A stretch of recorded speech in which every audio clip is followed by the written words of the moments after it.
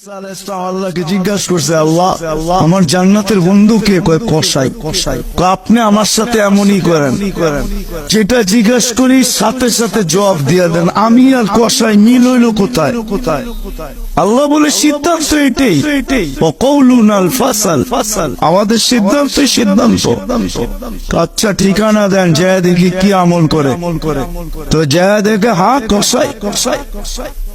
সারাদিন গোস্ত বিক্রি করে যখন বাড়ি যাওয়ার পালা আসছে, তো গোস্তের একটা টুকরাকে নিয়া কিমা বানায়া পুটলার ভিতরে নিয়ে দোকান বন্ধ করতেছে। মুসা আলাইহিস সালাম বলতেছে, তোমার বাড়ি মেহমান হওয়া যাবে? অবশ্যই যাবে, কিন্তু শর্ত আছে, আমি ডাইরেক্ট বাড়ি যাব না, আমার সাথে চলো। তো বলছে ঠিক আছে চললাম। যা ঢুকছে এক ঝুপড়ির ভিতরে, খুব পরিপাটি সুন্দর কিচেনে যে ঢুকা রুটি বানাইছে, তরকারি পাক করছে, রুটিকে চুবাইছে তরকারির ভিতরে। তারপরে এক খুনখুনে বৃদ্ধাকে বুকে টেক লাগায় বসাইছে, পিঠ লাগায় বসাইছে, পিঠ বুকের সাথে লাগায় বসায় নেওয়ালা বানায় খাওয়াইতেছিল। মুসা আলাইহিস সালাম দেখতেছেন, কেন ওনার অভিজ্ঞতা ছিল খিজির আলাইহিস সালামের সাথে বেশি প্রশ্ন করা, 3 প্রশ্নই ওয়াকাউ।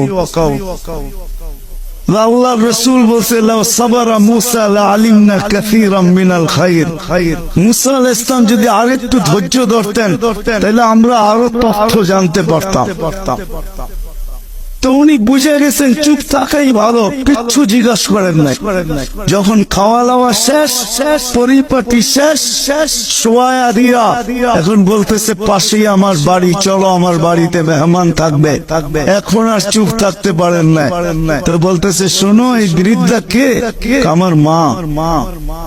সকালে যখন যাই তো পরিপাটি করা যাই, খেদমত করা যাই, বিকালে যখন আসি তো আগে মার খেদমত করি, তারপরে নিজের ঘরে যাই।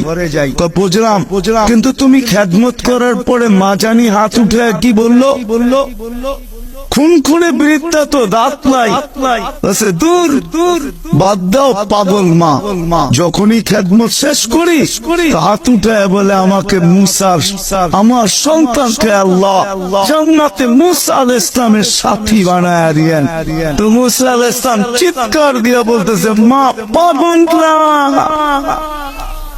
মুসার মেহমান থাকার প্রয়োজন নাই, জানার দরকার ছিল তুই আমার বন্ধু হইনি তো হইনি কি করা, আমার বন্ধু হইনি তো হইনি কি করা।